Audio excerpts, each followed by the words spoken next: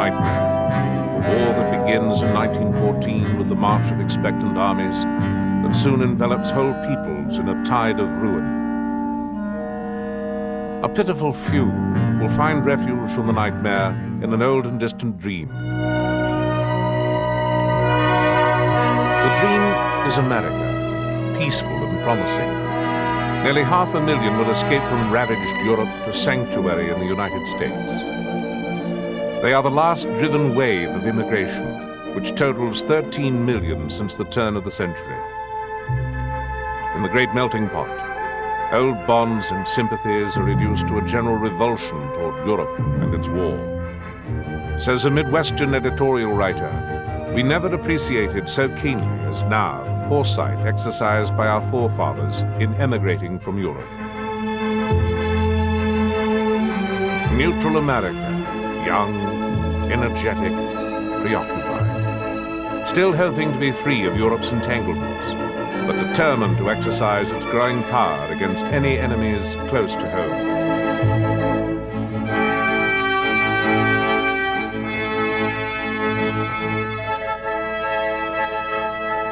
I have an enthusiasm for justice and the dignity of the United States, but not for war. So speaks Woodrow Wilson, 28th President. When war closes in on Europe, he is deeply involved in domestic reforms.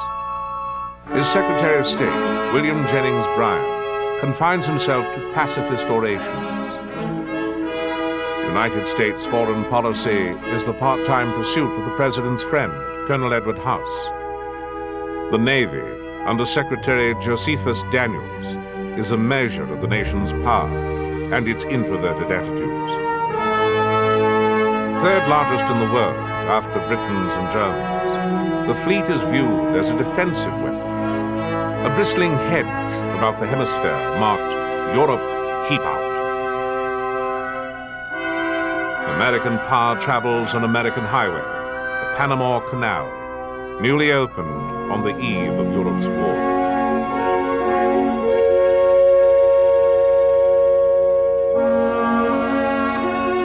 The challenge that America feels is a challenge from within its hemisphere, from Mexico, where a minor incident at an oil port grows into a foreign policy crisis for the Wilson administration.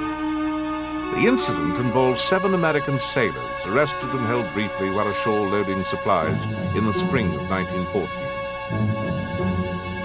Their admiral's demand for an apology is rebuffed by Mexico's general, Victoriano Huerta, a dictator supported by German military aid.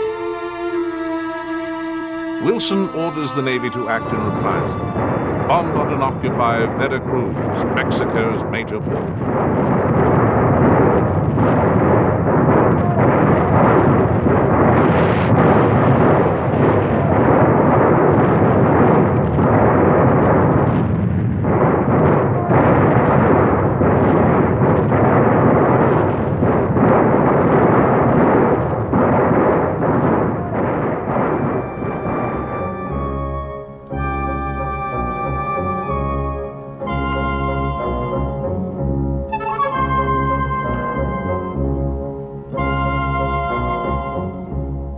American officials take note of the extent of German involvement here, even to German-language signs in public buildings. There are 19 American dead, 126 Mexicans. At this price, the American dignity that Wilson values has been redeemed. Wilson, at the funeral, describes the incident as a war of service for the Mexicans and for mankind. Many Americans are left with the taunting image of Mexico defying the USA, and some are disturbed by the idea that Germany has an interest in the issue.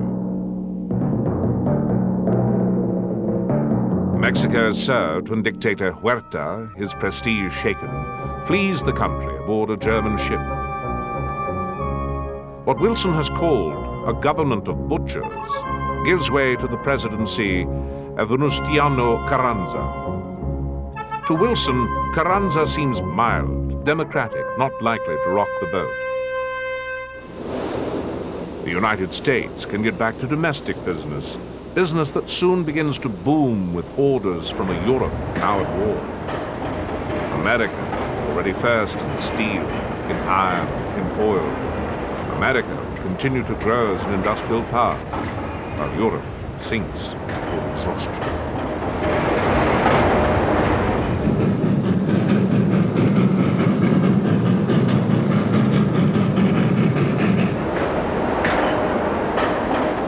America's self-image, everyone middle class, everybody busily and happily getting ahead, is reinforced. Reality overlooks blights like child labor.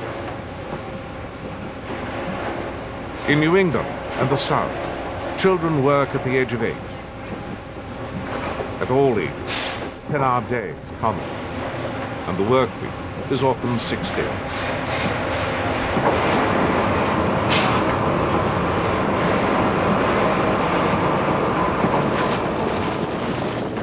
From a world going hungry, there is a vast new demand for the produce of the greatest agricultural nation. Of the 100 million Americans, half still live on farms or in small towns. The country's abundance will go abroad, but its interests remain rooted close to home.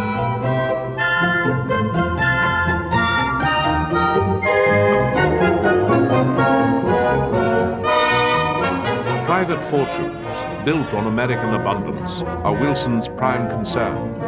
His targets, the entrenched interests, the trusts, and the men who control them. It is an issue left over from the freewheeling days of the American past. Big steel, built up by men like Charles Schwab, whose companies now help fill the Allied arsenals.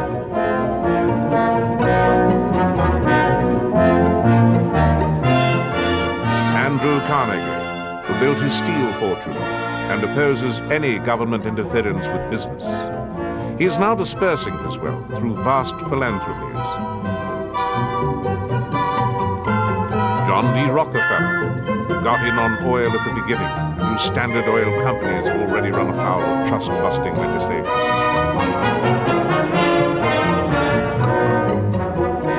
J.P. Morgan, Jr., heir to the great banking interest, and now financial agent in this country for the Allied governments.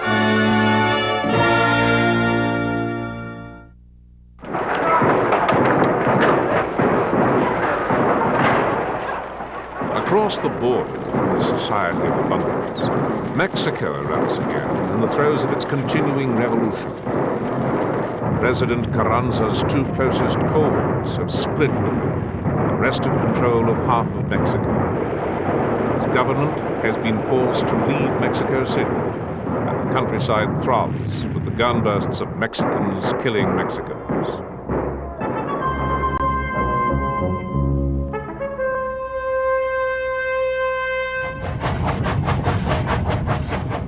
Heading across the United States toward Mexico is more trouble. Ousted President Huerta is returned by the Germans, who hope again to embroil America in Mexico and keep her out of the European war. The government in Washington orders Huerta stopped. At Newman, New Mexico, newspapermen await the clash which occurs when a State Department agent supported by an army detachment takes Huerta into custody and prohibits him from crossing the border. The German threat, however, does not end here.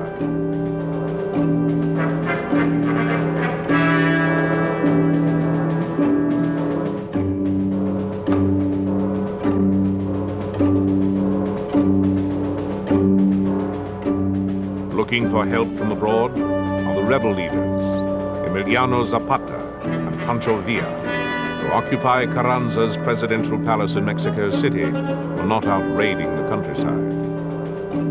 But when help does come, it is for their enemy, President Carranza, and it comes from the United States. Wilson has decided to recognize Carranza so as to discourage further German adventures. Part of the deal is to transport some of Carranza's troops through United States territory in order for them to get at rebel forces below the border.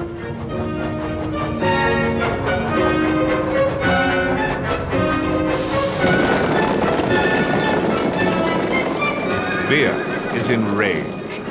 He is determined to strike back at Wilson for meddling. His men stop a train which is carrying 17 American mining engineers into the northern province of Chihuahua. The train is wrecked, and 16 of the engineers are shot dead. The slaughter of the innocents shocks America.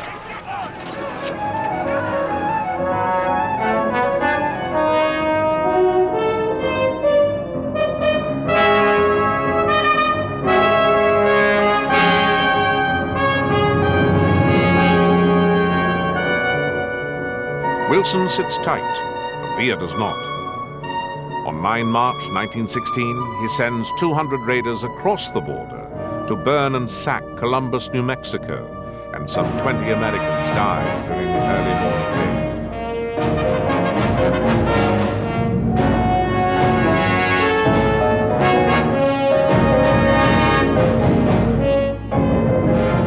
Local vigilantes formed to help protect their homes and land from further raids. Now the government acts. The American consul in Chihuahua, Marion Ledger, arranges with Carranza's forces for the entry of U.S. troops into Mexico to end the Villa threat. Commanding this punitive expedition will be Brigadier General John J. Pershing, age 55. On his staff is a young lieutenant, George Patton, who favors the tactics of a Western gunfighter in the campaign. Pershing nicknames him the Bandit. Down to the border come the regulars to make ready for what's expected to be a mere parade in New Mexico. Villa is as good as gone now that the United States cavalry is here.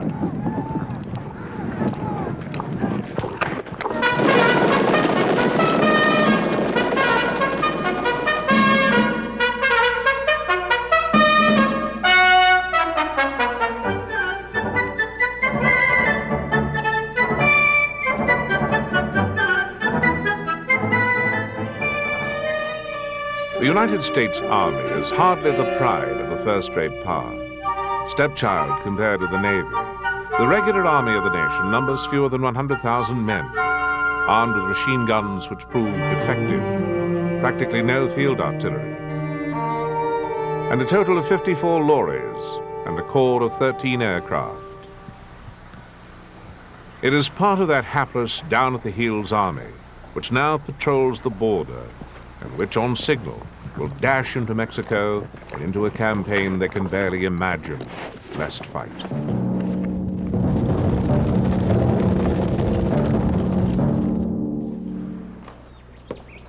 The American expedition to get Pancho Villa once and for all begins at sunrise on 15 March.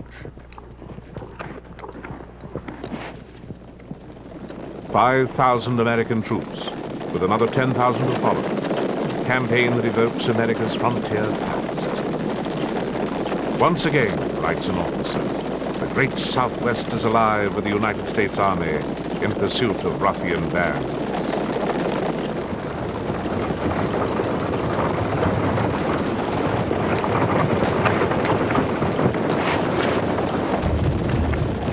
Not permitted by Carranza to use the Mexican railways, the Americans must haul all supplies by wagon and lorry over sandy trails and winding roads. Soon, the desert gives way to difficult hill country, cut by wide rivers. Nothing has been seen of Villa and his gang. The Americans not only cannot find Villa, they are often lost themselves in this unmapped country.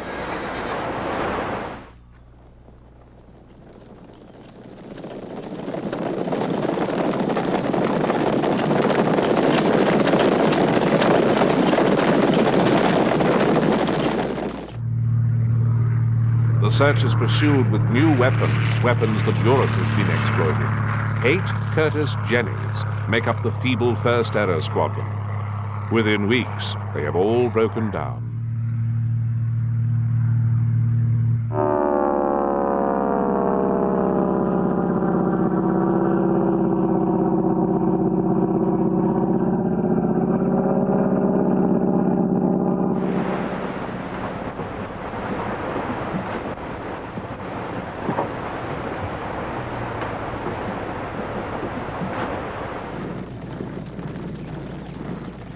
Unlike the American frontier, there are no friendly settlers to help the troops here. The Mexican peasants who hate the gringo invaders will give them little information.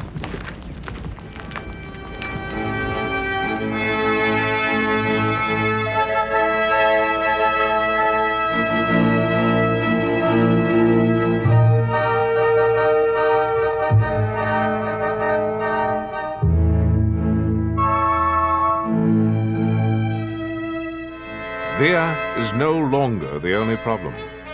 President Carranza has begun worrying about what looks like a Yankee occupation. He wants them out.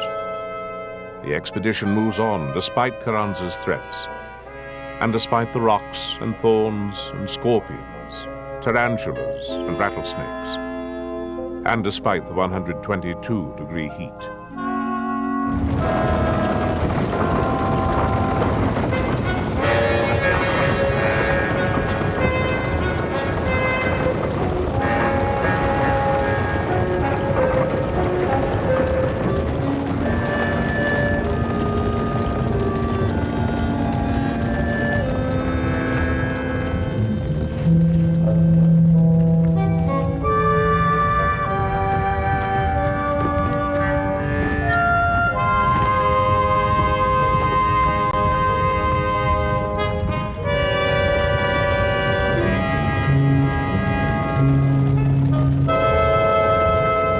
Letters and dispatches from the futile campaign filter back home, and a hue and cry is raised against the government.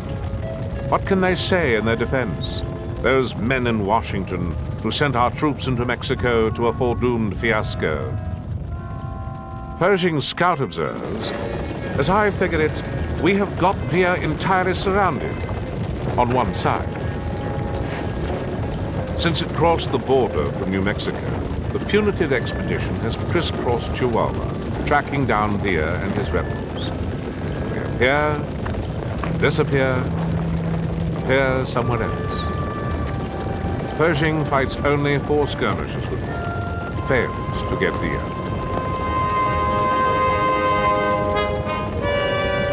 Within a month, the Americans have penetrated 350 miles inside Mexico. They begin fanning out to comb the province. Suddenly, a bombshell bursts upon the scene. Carranza's forces order the Americans to stop or face the consequences.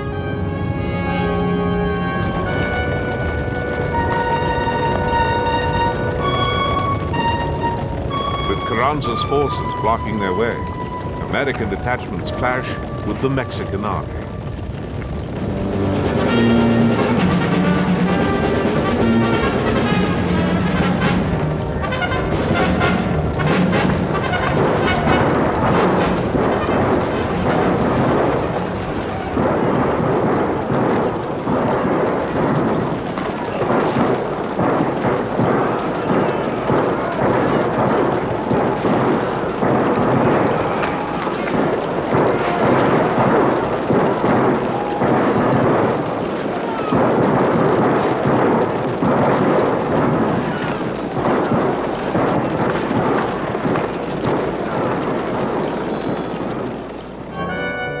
In the largest of the skirmishes, 12 Americans die, although newspapers inflate the figure. The public is confused and angry. Wilson, the calm man who was campaigning for re-election under the slogan, "He kept us out of war," is inflamed against the Mexican government. He federalizes the National Guard and sends detachments to the Mexican border to pick up Pershing in case of full-scale war.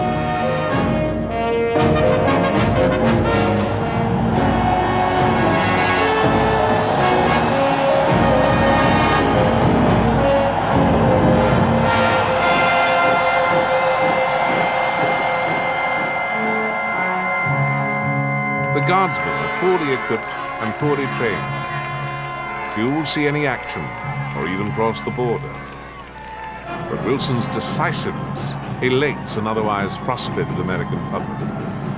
Further, to show his determination, Wilson orders the Navy to patrol the coasts of Mexico to keep foreign armaments out.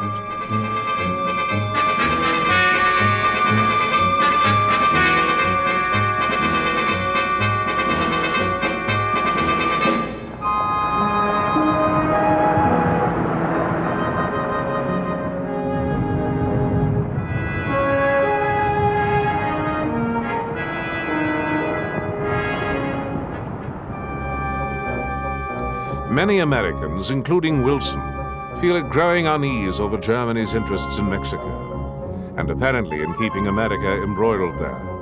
So, in New London, Connecticut, in September 1916, a joint High Commission of Mexicans and Americans meets to begin arbitration of the dispute.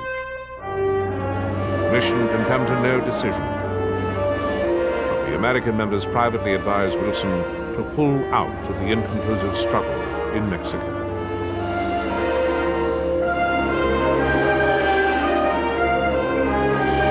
Finally, Wilson listens to Secretary of State Robert Lansing.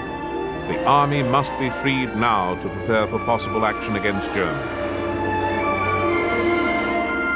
Pershing receives the order on 25 January 1917. Withdraw all forces.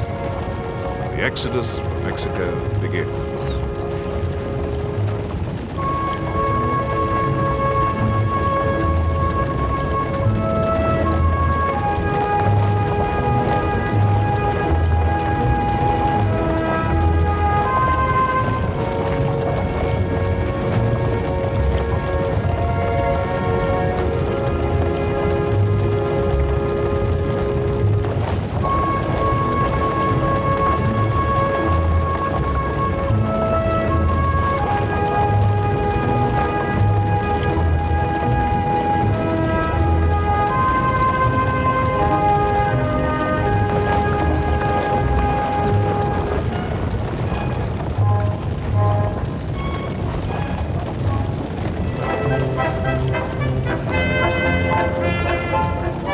By 5 February 1917, the troops are out of Mexico. A last great frontier campaign has ended. The nation cheers, but in a matter of months, these troops will leave the United States again. Then, they will march into a new era of warfare, of trenches and tanks, and mass slaughter, in a Europe at war.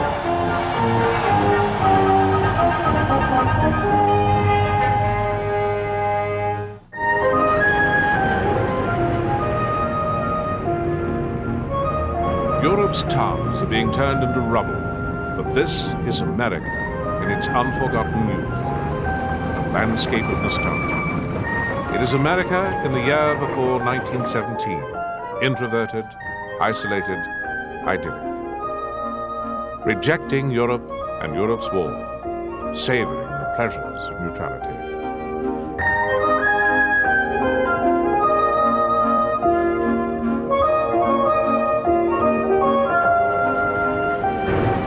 War first intrudes on neutral America in headlines and in pictures, viewed in those places of novel amusement, the cinemas. Pictures framed in admonitions from the President Woodrow Wilson, who sees his country as a moral example, a possible mediator between two wrongful sides, the Allies and Germany.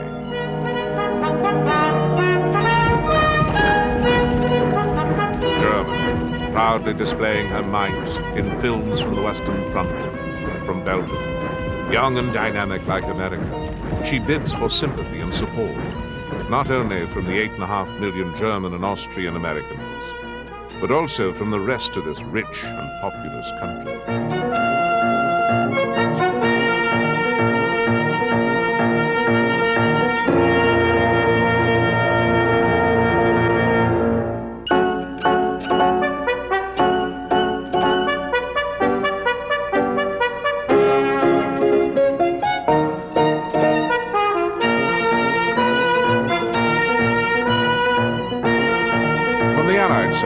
Britain and France retaliate with films of German atrocities, both real and fictitious.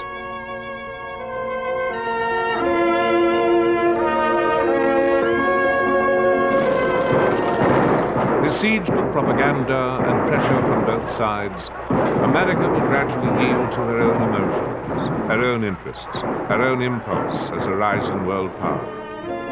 And finally, in the name of moral principle, America's president will lead the nation to war.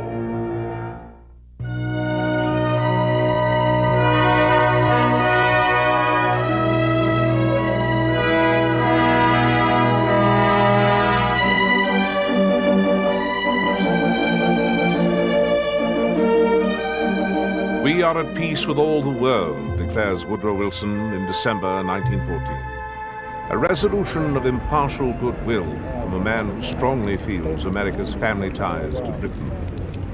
Ties that are already being strained by the actions of the British fleet. Anti-British minorities lead the protests against the fleet, which controls the Atlantic, keeping ships bound for Germany bottled up in American ports. American trade with Germany, worth £60 million in 1914, plummets to less than £1 million a year later.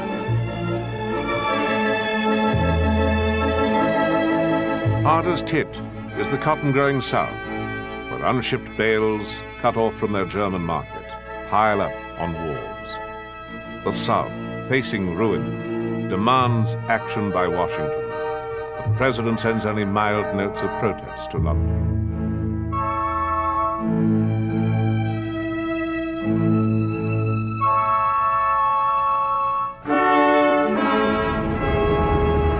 Only one German vessel ever runs the blockade.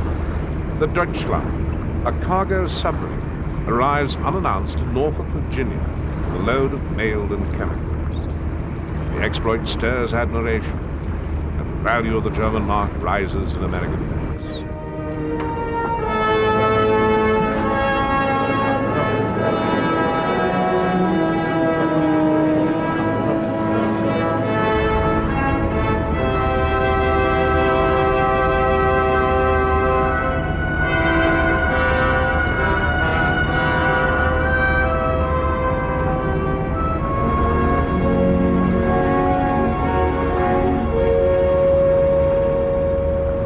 The U-boat is an anomaly. On 1 May 1915, the British liner Lusitania leaves New York. A passenger list including wealthy Americans, confidently bound for England on business or holiday.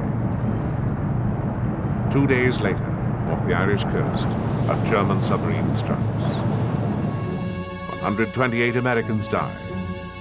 The war's first direct shock to American emotions. Impartiality dies with them, says White House confidant Colonel Edward House. America has come to the parting of the ways.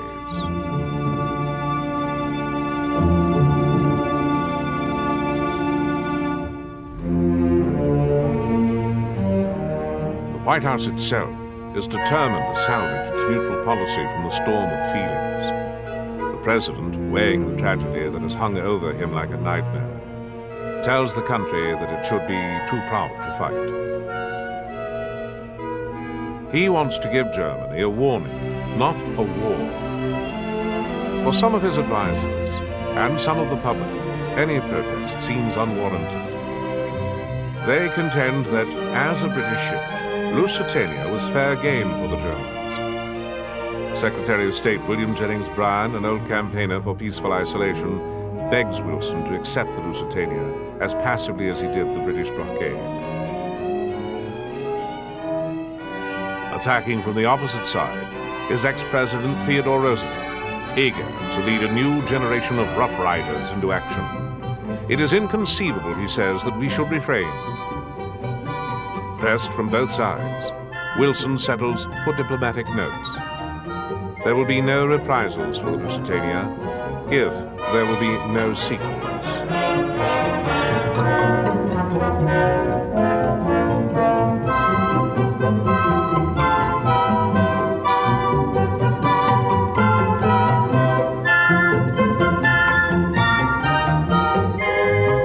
Wilson's moderation exposes him to the charge of accepting dictation from the Kaiser. Some of the press, dismayed at the mildness of the notes, calls the president spineless. Others urge a stricter neutrality. Most Americans are relieved that crisis has been averted, although the national honor is now on the line, if there should be future incidents. Wilson has best gauged the spirit of the nation. Fearing that isolation is compromised, Bryan retires to his America, America receding into the past.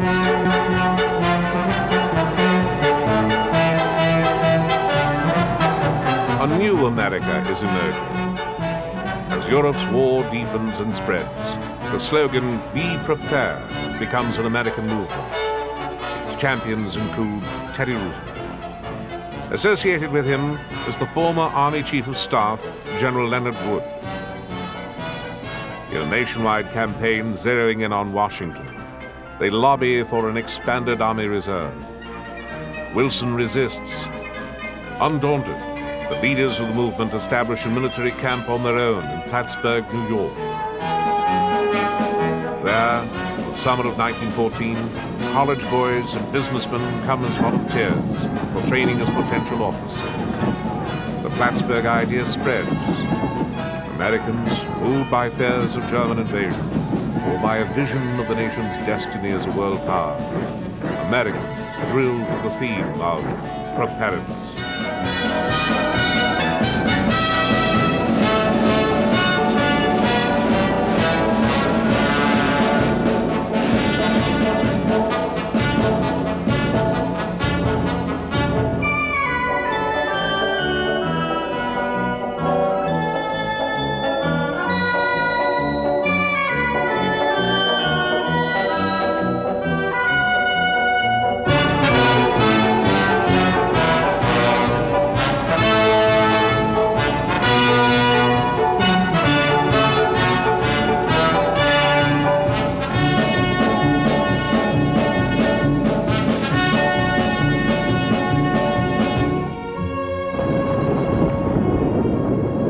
As the military spirit arises, pacifism in the United States ebbs.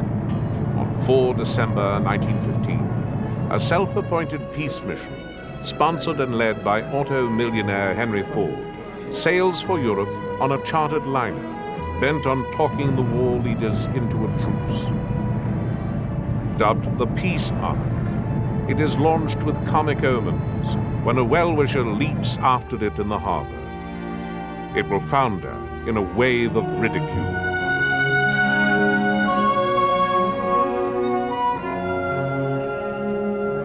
Ignored by Europe, Ford will sail home to be jeered as a crank and pro-German. It is the label of pro-German that will kill pacifism in the United States.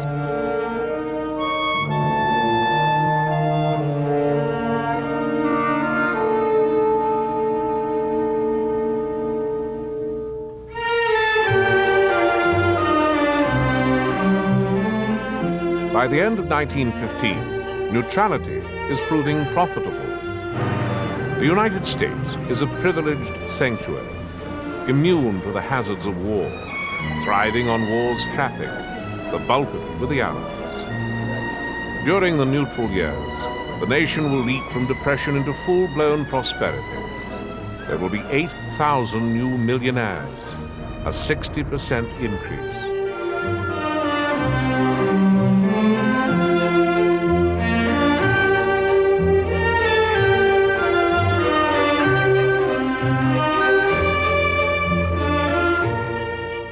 All through the country there is a rising sense of well-being, and with it a rising confidence, an awareness of the nation's own strength and its own importance, stirrings of patriotic ambition to reshape the world in its own democratic image.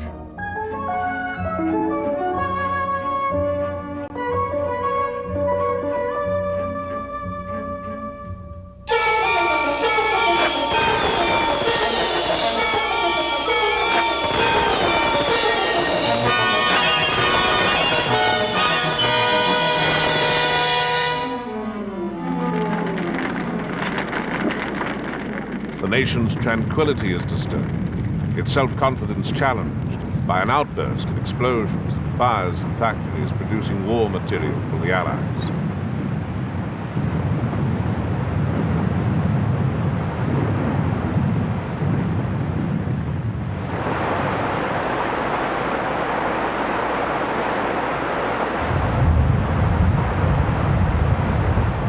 There are dozens of incidents, the most shocking on Black Tom Island and Jersey City Harbor in July 1916. The havoc of 2 million pounds of explosives waiting to be shipped overseas. Connecting the series of disasters is a thread of suspicion: German sabotage. There is no proof, but a case against the Germans has already been built. The notorious case of the briefcase left on New York's 6th Avenue L, belonging to a German consular official. The briefcase, full of documents, is picked up by a Secret Service agent tailing the man's companion.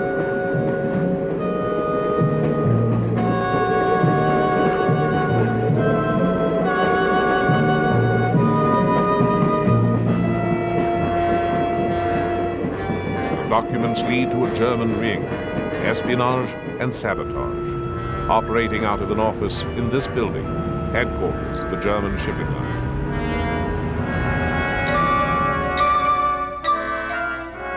The ring is headed by the man who lost the briefcase, Dr. Heinrich Albert. His two chief accomplices, Naval Attaché Cowboy Ed, who has been stirring up anti-American currents in Mexico, military attaché Franz von Papen, who already shows the skill at shady maneuvering that he will later apply in behalf of Adolf Hitler. Pro-German Americans like journalist George Sylvester Wieck, Albert's companion on the fateful L ride, become suspect. The revelations heighten hostility toward Germany. National security is threatened.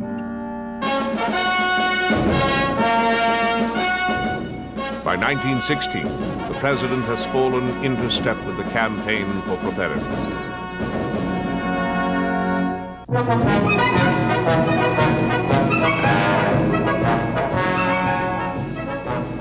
In June of that year, Democrats gathered in St. Louis to prepare for a presidential campaign. Old pacifist Bryan, young Franklin D. Roosevelt of the Navy Department. All factions of the party are satisfied by Wilson's formula. Preparedness, not for war, but only for defense. Wilson is the convention's choice.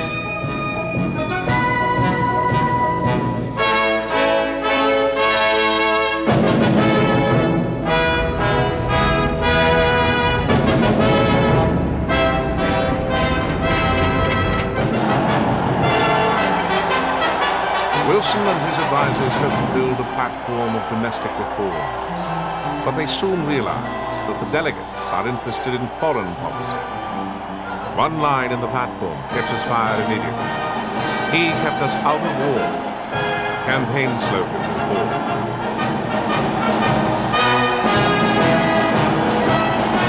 The Republicans meeting in Chicago ignored a bid for nomination from Teddy Roosevelt, instead choosing respected but colorless Charles Evans Hughes of New York, a justice of the United States Supreme Court. Disdaining a strenuous campaign, the president spends most of the summer at Shadow Lawn, his seaside home in New Jersey, greeting his neighbors and playing golf.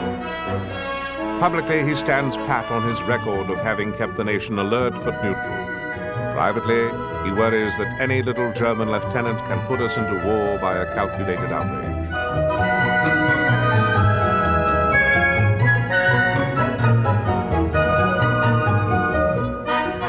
The Republicans count on their traditional majority to sweep their candidate into office. Hughes denounces Wilson's neutrality as a halfway policy. He is nearly overshadowed by Theodore Roosevelt's energetic campaigning in his behalf. For both parties, the issue is war. Can America stay out of it? Should America stay out of it?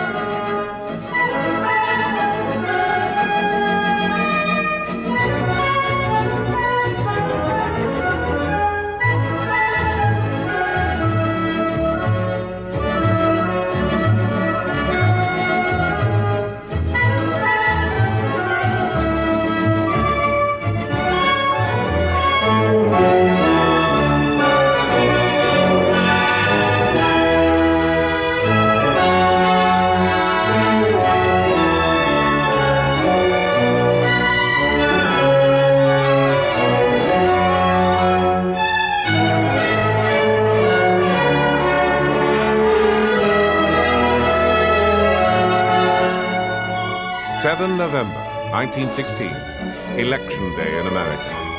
The candidates cast their ballots with the people.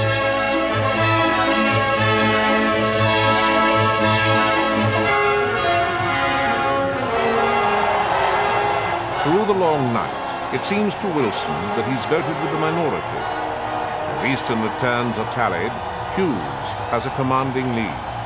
The president goes to bed at Shadow Lawn, believing himself the loser. He plans to resign so Hughes can take office immediately. Republicans at headquarters in New York wish Hughes good night as president-elect. The next day, during a rather depressing game of golf, Wilson learns he has carried California. He is still president. Even before Wilson's new term begins, a decisive chain of events occurs. A message delivered by Count Johann von Bernstorff, German ambassador to Washington, informs the United States government that Germany will resume unlimited submarine warfare.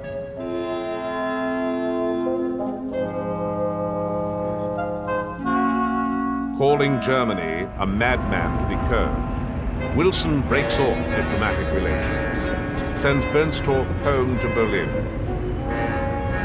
The president feels after his Lusitania stand of 1915, the national honor is at stake, and he has no other choice. Next, the State Department is given another crucial message, intercepted and decoded by the British. Wilson learns that German Foreign Secretary Arthur Zimmermann is dickering with Mexico for alliance against the United States. The Zimmermann telegram, new evidence of German intrigue, dispels Wilson's last fleeting hopes that Germany is interested in the United States as a mediator. Neutrality has lost its usefulness. It can no longer serve the interests of world peace. While excited crowds call for a declaration of war, United States Ambassador to Berlin, James Gerard, comes home urging every means consistent with honor and dignity to keep us from war. Wilson tries one last tactic to warn off the U-boats. He's already asked Congress for permission to arm American merchant ships. Senator Robert LaFollette of Wisconsin, a resolute pacifist, leads a small group of willful men in filibuster against the armed shipbuilding. On 9 March, Wilson takes the initiative. By executive order, he arms the American merchant fleet.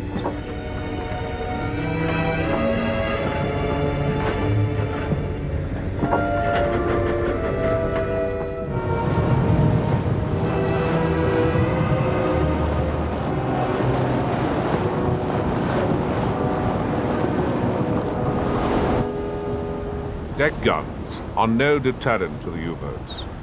In a few days, 4 U.S. ships are sunk. It is the outrage Wilson foresaw. Nearly 3 years after war began, almost 2 years after the Lusitania, the president is headed to a fateful decision. He will go to Congress and ask for the declaration of war against Germany.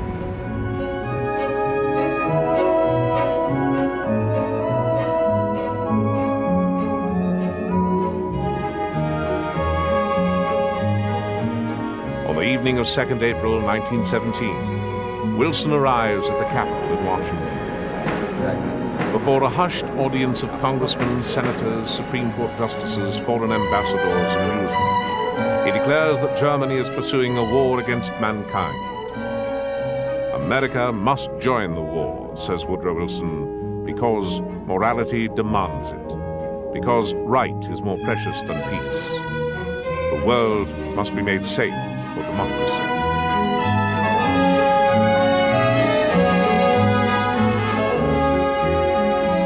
As he finishes the words, "We will not choose the path of submission," his speech is drowned out by cheers.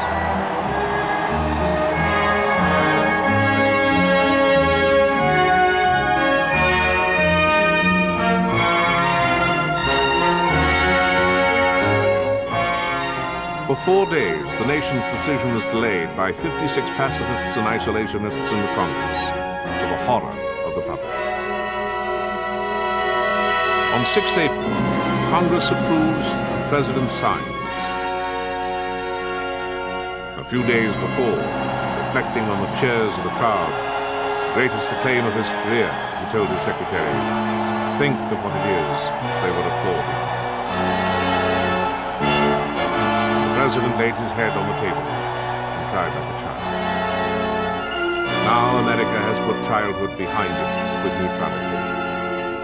America is at war.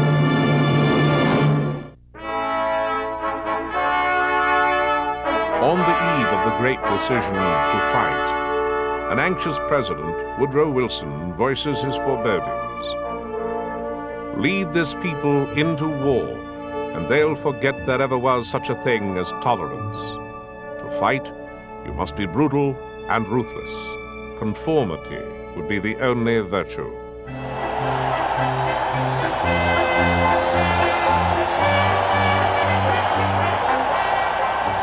The president steadies himself to become a war leader and rallies the country. All doubts are now submerged, all separate voices drowned out by the great chorus of the war effort. Do your bit for the boys over there.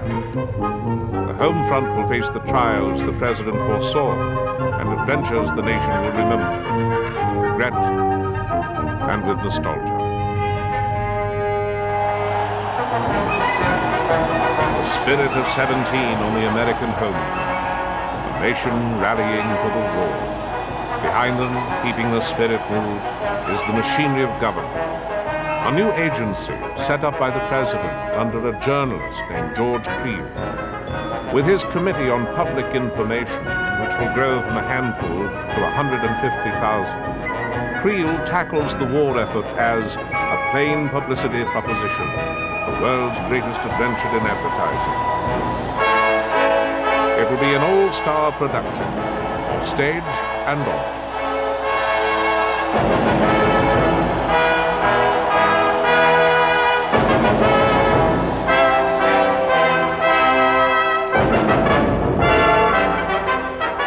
The March King, John Philip Sousa, drumming up sales of Liberty Bonds, and the star of the Metropolitan Opera, Anna Case as soloist.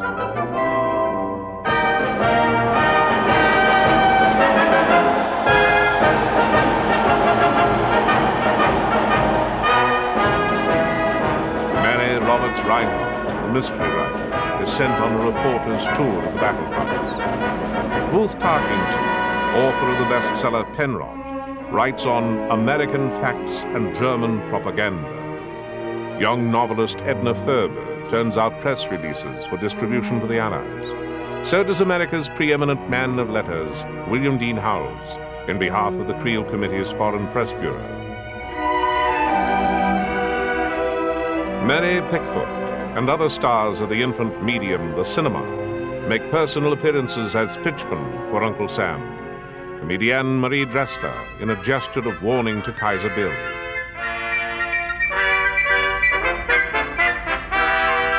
Some new acts are formed, never before seen or after, on stage or screen. Charlie Chaplin and Douglas Fairbanks team up with a young heavyweight challenger named Jack Dempsey.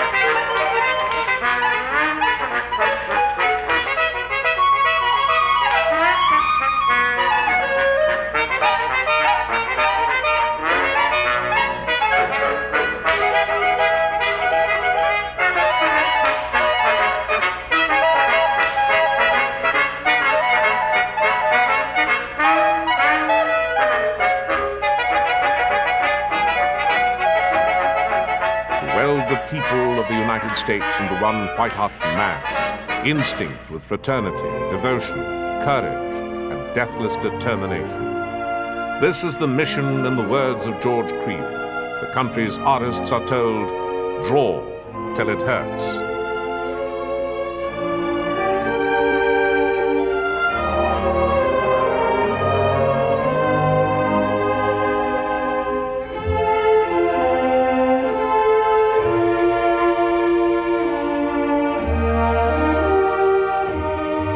Magazine illustrator James Montgomery Flagg paints posters that will become, to millions of Americans, enduring images of the war. In art and literature, the home front celebrates a new national hero, the doughboy.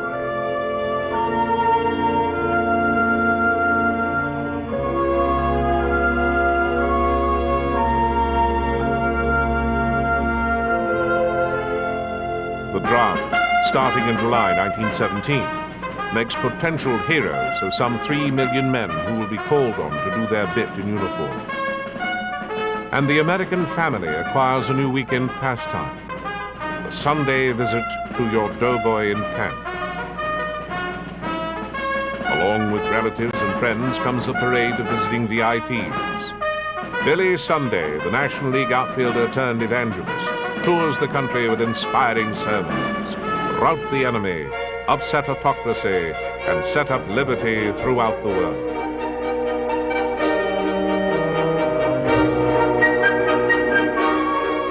The president, who suffered such forebodings at the prospect of war, calls for force without stint or limit, righteous and triumphant force.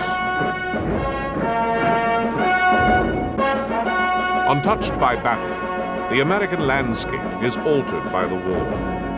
Washington, once described as a drowsy capital, becomes a boom town in 1917.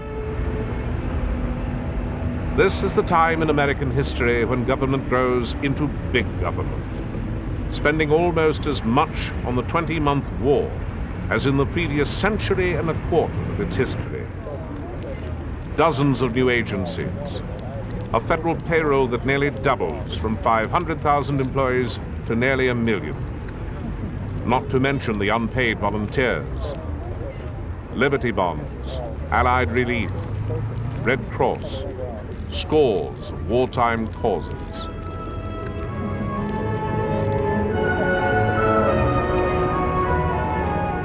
For just $1 a year, government secures the services of some of its most distinguished citizens. An army of businessmen, volunteers like Thomas A. Edison and Bernard Baruch. Henry Ford is busy on war production. One observer calls Washington a patriotic madhouse. The president's cabinet, average age 54, gets into the wartime spirit of fitness and into the swing of wartime activity. Secretary of the Treasury McAdoo, the president's son-in-law, Navy Secretary Daniels, Assistant Secretary Franklin D. Roosevelt. The great adventure in advertising keeps government in the public eye. For President Wilson and his Secretary of War, Newton D. Baker, a new piece of Army equipment becomes a news event. One of the new faces in government, Herbert Hoover, organizer of worldwide relief for Belgium in 1915, now summoned to run the food program at home. Battalions of volunteers work farms and plant war gardens to help feed the nation and the Allies. For housewives, the watchwords are "Save Food." The public translates it into Hooverize. Out in the field, the slogan is "Do a man's job."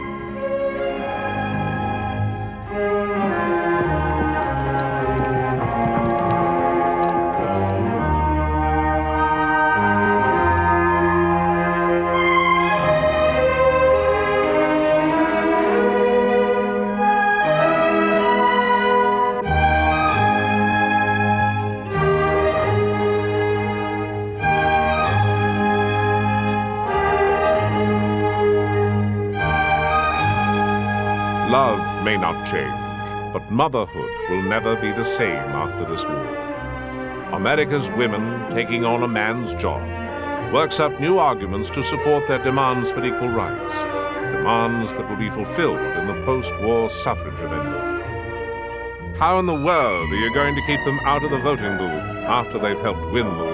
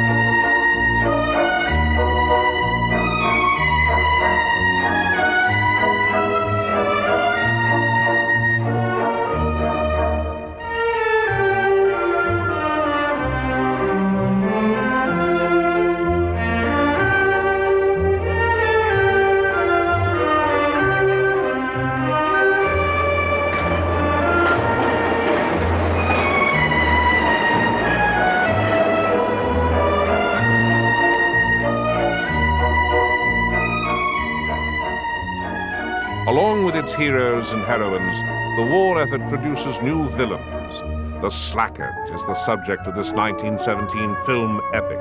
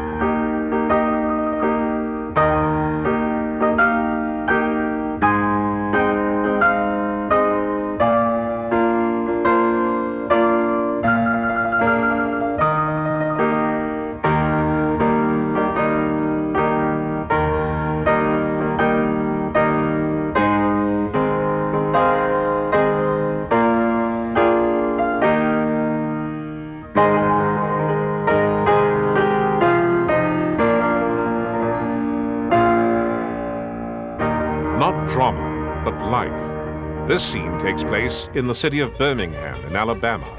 A slacker driven out of town by his neighbors. With patriotic feelings high and the draft strictly policed, the penalties of being a slacker are severe. One who eludes the draft by disappearing for the duration is a wealthy young sportsman, Grover Cleveland Bergdahl. He becomes notorious as the best-hated man in America. The best-hated man in the world, of course, is the Kaiser, derided in propaganda films like this. He is described in a government pamphlet as that arch-fiend of Prussianism. If hell were turned upside down, says Billy Sunday, you would find "Made in Germany" stamped on the bottom of it.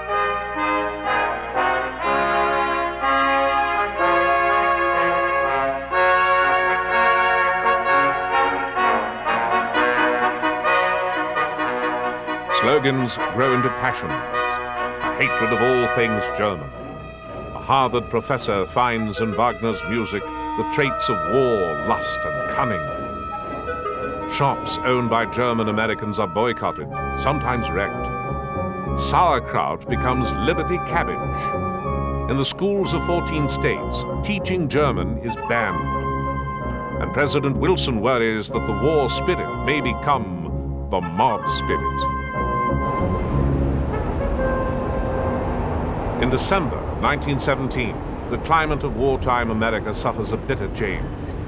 The weather is some of the harshest on record. The war effort, both at home and at the front, seems as shaky as the footing.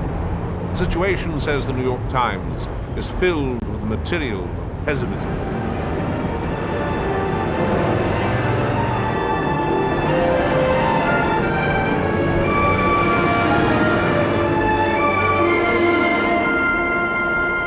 Nine months of American participation in the war.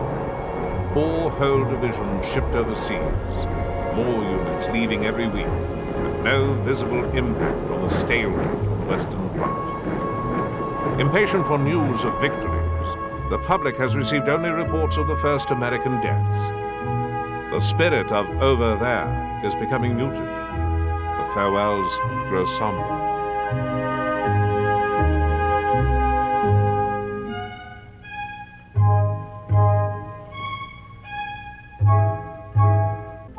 The material of the home front, coal and food, is stalled in transit as the nation's railroads, burdened by a long history of mismanagement, further strained by labor shortages and strikes, finally break down. Even on the home front, every day is a battle.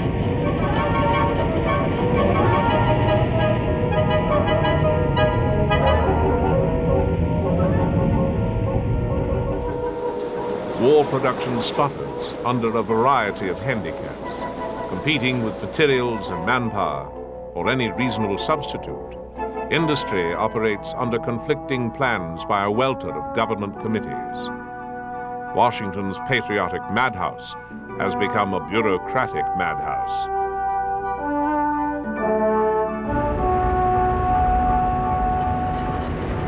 In Washington, the atmosphere is heavy with complaint. The Wilson administration, already under fire from Republicans like Senator Henry Cabot Lodge and ex-President Theodore Roosevelt, is now attacked by a leading Democrat. Senator George Chamberlain charges inefficiency in every bureau and department. In the crisis, an economic czar, Bernard Baruch, is empowered by Wilson to get war industry out of its doldrums.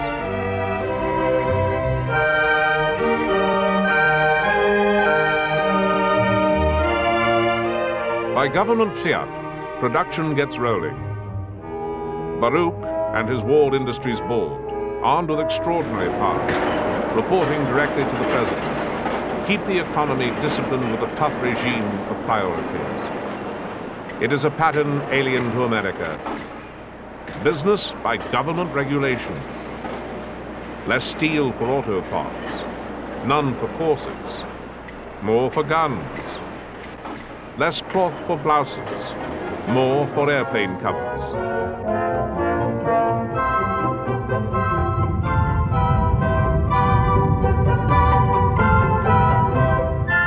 Even with the speed up, industry will never quite catch up with the war. On a single ceremonious day, 4th of July, 1918, 95 ships are launched. But none will cross the Atlantic by the time of the armistice. British shipping will carry most of the load. Nor will any American-made tank get into action. The American Expeditionary Force will fight with French and British tanks and artillery, while the bugs are being worked out in America.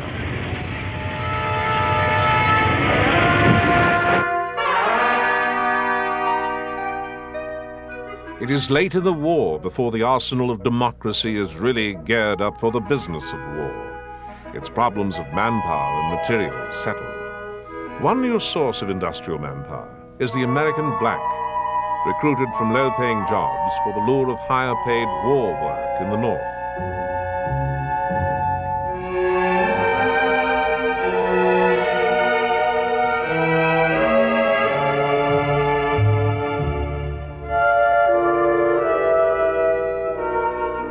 The migration, which will have a profound effect on the course of American life, is accompanied by conflict. Race riots in northern communities like Philadelphia, Chicago, and East St. Louis, Illinois, where 37 Americans are killed, both white and black.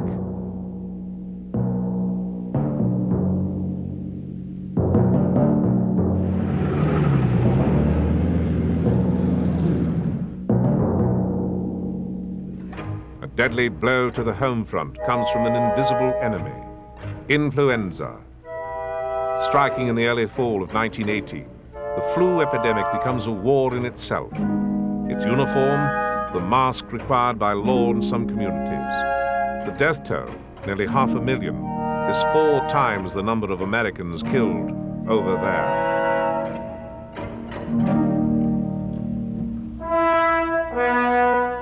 Another kind of disease is loose in the land, suspicion, attacking all forms of dissent. Vigilantes, operating in the name of patriotism, pursue their own blacklist of enemies. Draft dodgers and war bond slackers. Pacifists who condemn war. Labor groups that insist on voicing discontent. The foreign-born. Wilson's fears of a brutalized, conformist America loom over the nation. The government acts to take the law out of the hands of the mob. The Wilson administration, under criticism as soft on pro-Germans, seeks and gets tough new laws suppressing freedom of speech and opinion.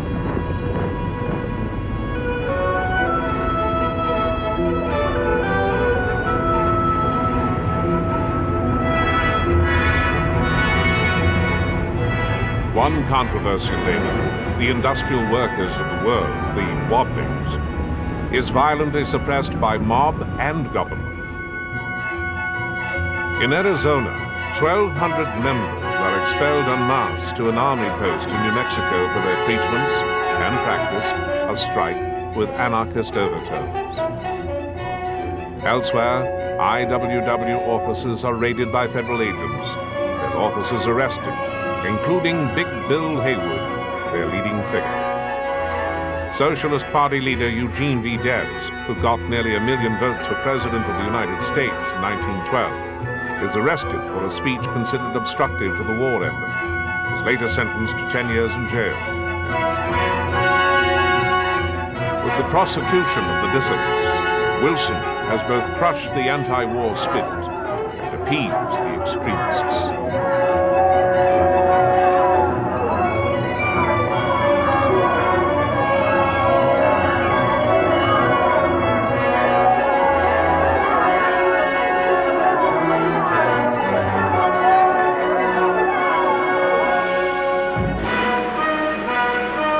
America's answer to the threat from abroad, the threat of the German armies, also becomes more vigorous in the summer of 1918. Doubts of national conscience, fears about security, are dimmed by triumphant scenes from the Western Front. The AEF is in action to the hilt, joining the Allies in driving back the Germans' last offensive.